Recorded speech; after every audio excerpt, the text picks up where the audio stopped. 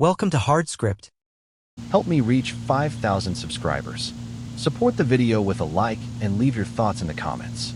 It happened at Olive Garden. Her birthday dinner. 20 people there. Friends, co-workers, her sister, everyone laughing, glasses clinking.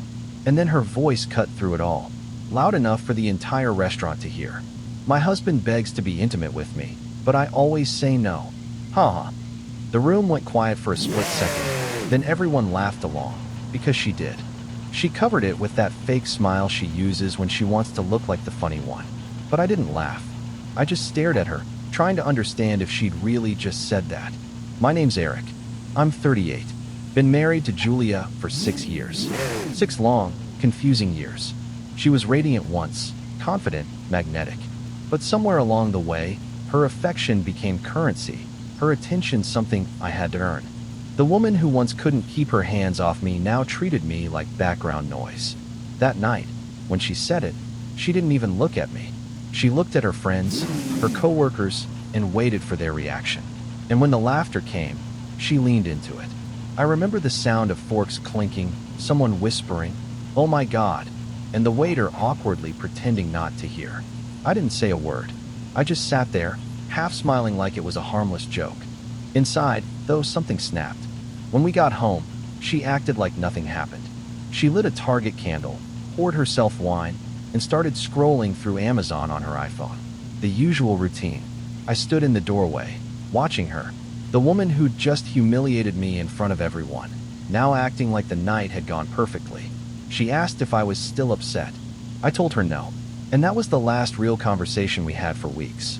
But something changed after that. I stopped trying. Stopped asking, stopped explaining, stopped chasing. I'd always believed silence was weakness.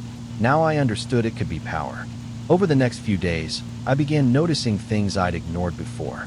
A second phone on her desk, late night notifications, laughter on calls that stopped the second I walked into the room. She wasn't just distant. She was hiding something. I didn't confront her. Not yet. I went cold instead. Calm. Predictable. The kind of quiet that makes people nervous. Because deep down, I already knew.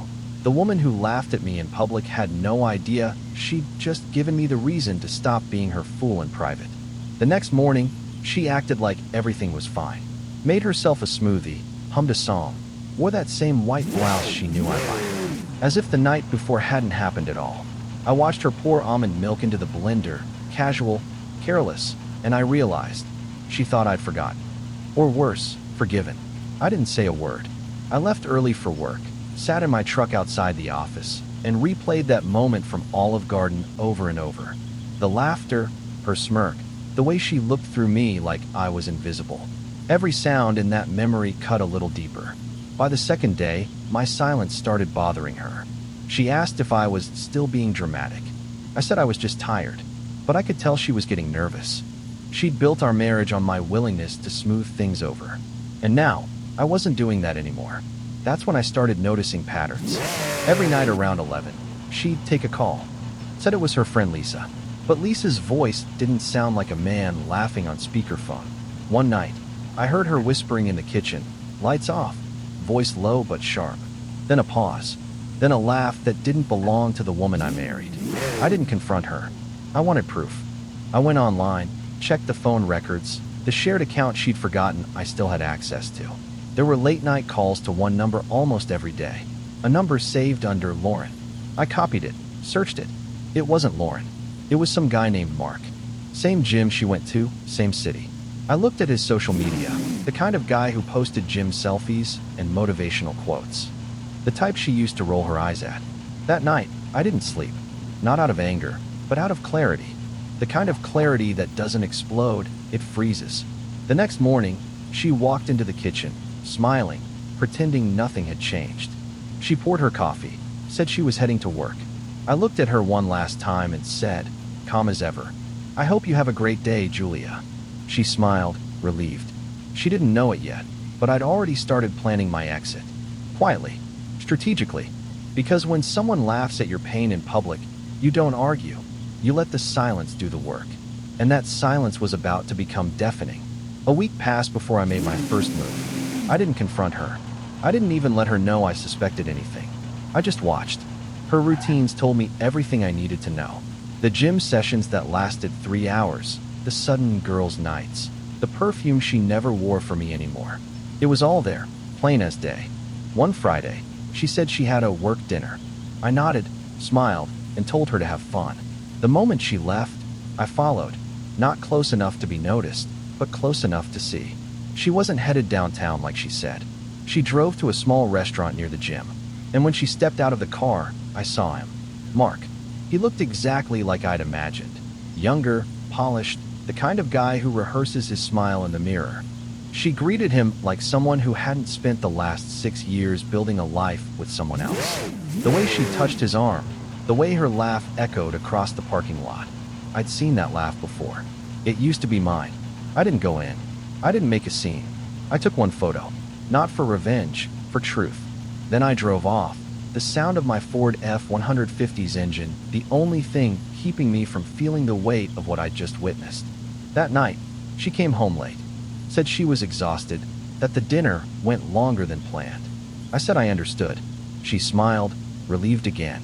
I kissed her forehead and went to bed first. But while she showered, I pulled up the shared bank account. The same card she'd used earlier, 2 dinner charges. One at the restaurant, one at a bar nearby, both for 2 people. I closed the laptop, turned off the light, and lay there listening to the sound of running water. I realized something. She wasn't afraid of losing me. She was afraid of being found out. The next morning, I transferred half our savings into a new account. Quietly, cleanly, no notes, no traces. I started packing small things, essentials, during my lunch breaks. She didn't notice. She never looked at me long enough anymore to see what I was doing. I stopped asking questions, stopped initiating conversations. My silence became my weapon, and she didn't even know she was already losing the war. When someone betrays you that easily, the best revenge isn't anger. It's evolution, and I was already evolving into someone she could no longer reach. 2 weeks later, I vanished from her rhythm, not from her life yet, but from her control. I still came home every night, still sat at the same table, but I wasn't really there. I didn't argue, didn't question, didn't react. I just existed beside her, and it was driving her insane. She tried to test me, little things at first. She'd leave her phone face up on the counter, with messages from Lauren popping up. She'd mention the gym more often, say Mark's name casually in conversation, like it meant nothing. Every word was bait, and I refused to bite. One night, while she was in the shower, I checked her phone, not to catch her, but to confirm what I already knew. The messages were there, coded, cautious, full of inside jokes that used to belong to us. And right below the thread, I saw something else. A photo she'd sent him, smiling, wearing the necklace I gave her for our anniversary. The one she said she didn't wear anymore. I didn't feel rage. I felt a strange calm. Like watching a movie I'd already seen the ending to. That night, I lay beside her while she slept. The woman I'd once trusted completely now looked like a stranger. I thought about all the times she'd rolled her eyes when I reached for her hand. The excuses, the distance. Every, "I'm tired," that meant I'm already gone. The next morning, I didn't kiss her goodbye. I just left. I drove until I found a quiet diner off the highway, ordered black coffee, and watched the sunrise through the window. For the first time in months, I felt peace. Not happiness, peace. That day, I transferred the rest of my savings, canceled every joint account, removed her as a beneficiary. Step by step, I was erasing the version of me she thought would never leave. That evening, she called twice. I didn't answer. Then came the texts. "Where are you? Why aren't you home? We need to talk." I let them sit unread. She wanted my attention, my reaction, something to feed on. But I wasn't giving her that anymore. Because the truth was, I didn't need to expose her. She was already unraveling, and my silence was the mirror showing her exactly who she'd become. The quieter I became, the louder her guilt grew. And that was exactly how I wanted it. 3 days passed before she found out I'd withdrawn the money. I knew the moment it happened because she called 16 times in a row. I didn't answer once. When I finally checked my messages, her tone had changed from arrogance to panic. "Did you move the money? What's going on? We have bills to pay." Her "we" hit differently now. Suddenly, the woman who laughed about denying me intimacy was terrified of losing access to my stability. I didn't reply. Instead, I packed what was left of my clothes, my passport, my documents. By the time she got back from work, my side of the closet was empty. The only thing I left behind was my wedding band on the nightstand. That silence would say more than any argument ever could. Later that night, she called again. Then again. By the sixth voicemail, her tone broke. "Eric, please, let's talk." I didn't mean what I said. I was just, I don't know, stupid. I played it once, then deleted it. I'd spent years giving her the benefit of the doubt. This time, I was giving her consequences. I stayed in a small Airbnb downtown, close to my office. Simple place, clean, quiet. Mornings started with coffee from Starbucks and ended with long drives through the city, no destination. For the first time in years, I wasn't rushing home to someone waiting to dismiss me. The silence wasn't punishment anymore. It was clarity. By the end of the week, word got around. A mutual friend texted, saying Julia had been showing up at the gym crying, asking people if anyone had seen me. The same people who'd laughed at Olive Garden now looked at her differently. Sympathy had replaced amusement. She was unraveling, not because I left, but because I stopped chasing. Then came the real twist. Mark, her gym guy, blocked her. Apparently, his wife had found out. So while Julia was busy destroying our marriage, she'd also ruined his. And now, both of them were out in the open, exposed, embarrassed, and alone. She sent one last message that night. "I wish you'd just talk to me. Please." I didn't respond. I was done being her audience. Because sometimes, silence isn't about revenge. It's about peace. The kind that comes when you finally stop trying to prove your worth to someone who never deserved it.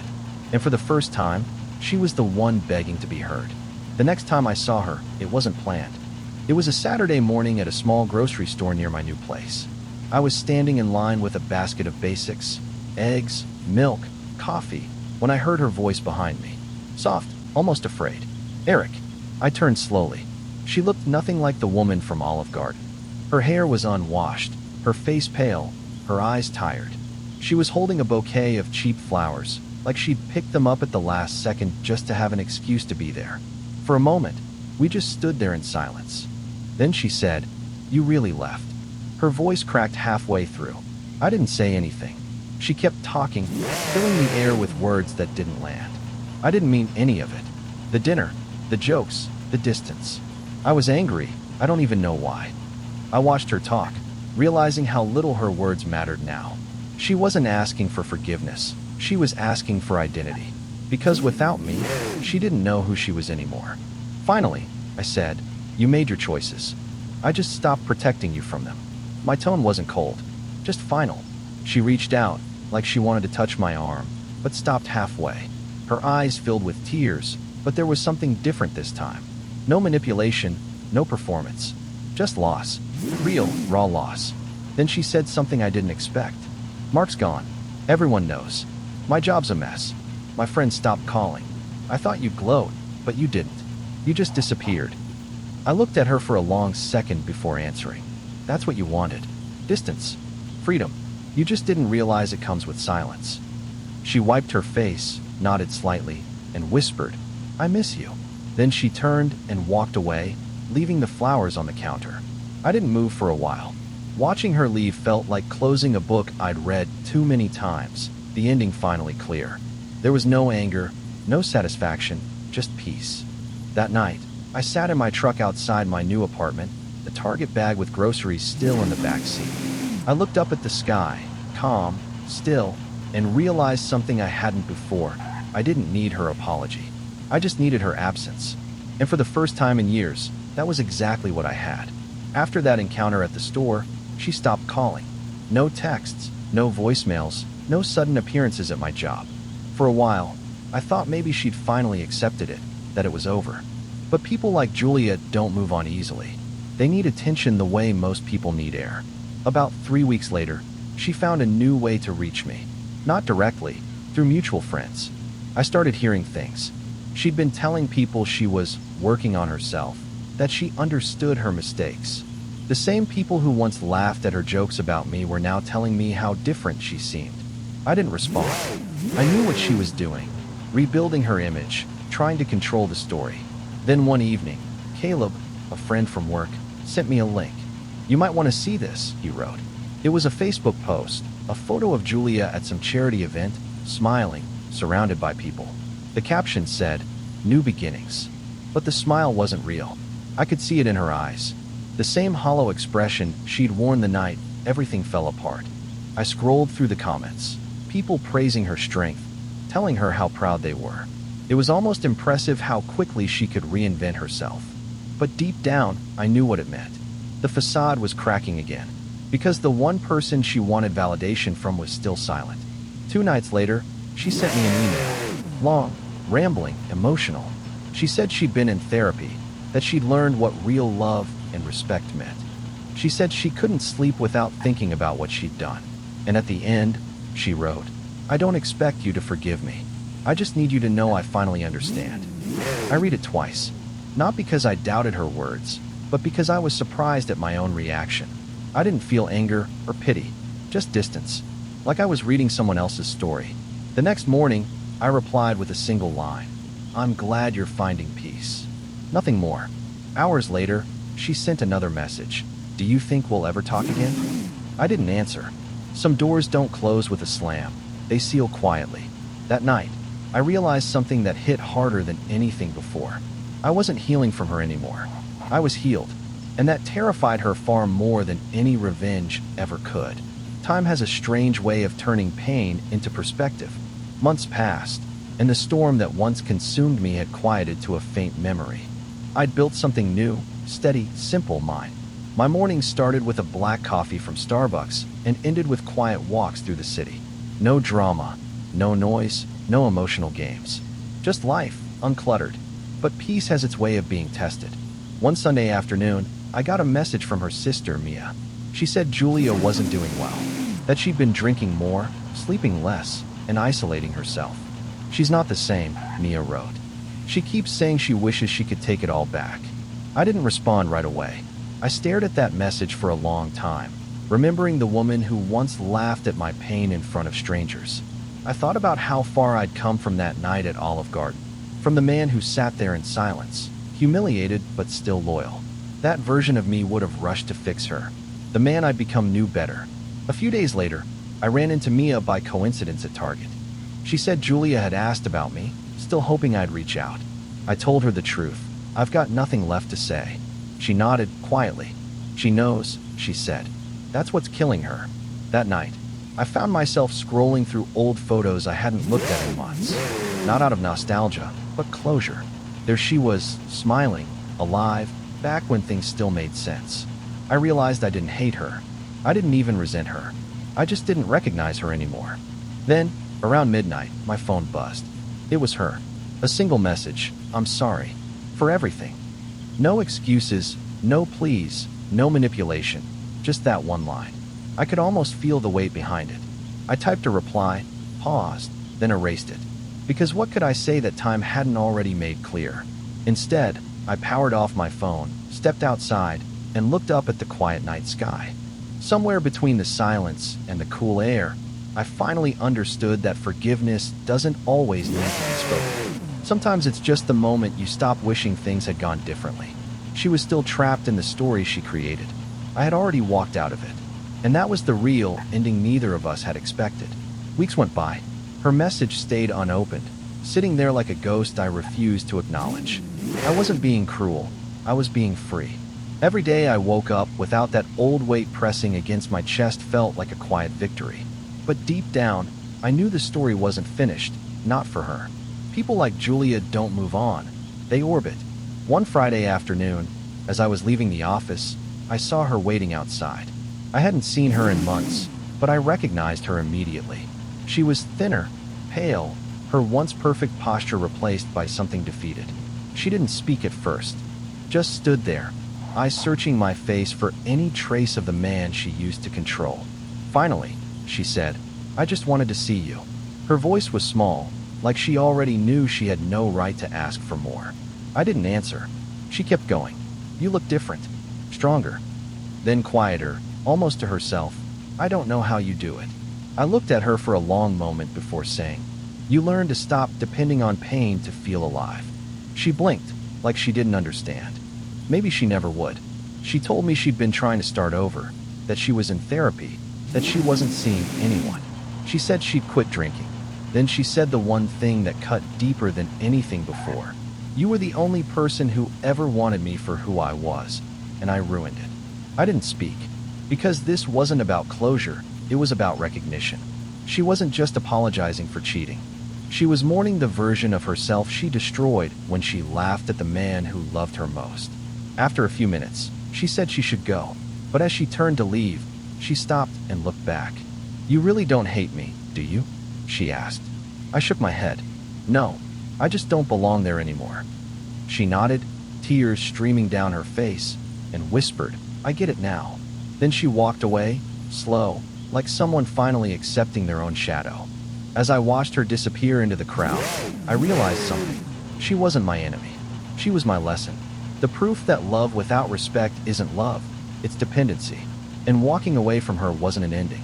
It was evolution. After that last meeting, I didn't see her again. No more messages, no unexpected appearances, no apologies. Just silence, the kind that feels final. And for the first time in a long time, I wasn't haunted by it. I welcomed it. Because silence isn't emptiness. It's peace when you've earned it. My life became steady. I started running in the mornings, the kind of runs that clear your head instead of chasing ghosts. I'd stop at Starbucks for black coffee, sit in my Ford F-150 overlooking the lake, and watch the sun climb over the city. It was the same world, but I was living in it differently now. Not as someone waiting to be chosen, but as someone who finally chose himself. Every now and then, her name would come up. A friend would mention seeing her at the grocery store or walking alone downtown. The stories were always the same. Quiet, withdrawn, changed. It didn't give me satisfaction anymore, just understanding. She had built her whole identity around control, and when she lost it, she had to face what she'd really been avoiding, herself. One Sunday afternoon, I got a letter in the mail, handwritten, from her. No return address, just my name. Inside, a short note. I finally stopped trying to be the person everyone else wanted. Thank you for walking away when I didn't deserve it. That's what saved me. I read it twice, folded it neatly, and placed it in a drawer. Not because I needed it, but because it felt like the final chapter of a book I'd already finished. That evening, I drove back to that same Olive Garden, the place where everything had started. Not to relive it, but to reclaim it. I sat alone, ordered dinner, and watched families laugh around me. For the first time, that memory didn't sting. It just existed, like a scar that no longer hurt when touched. When I left, I looked up at the night sky and smiled. Not because I'd won, but because I'd survived the version of me that thought love meant endurance. She had to lose me to understand love. I had to lose her to understand self-respect. And maybe that's how real endings work. Not with revenge, not with regret, but with clarity. She once mocked my desire for closeness. Now, I understood. What I wanted wasn't her affection. It was connection. And I finally found it, within myself. Drop it in the comments. Hit subscribe. This is where we talk about what doesn't get forgiven.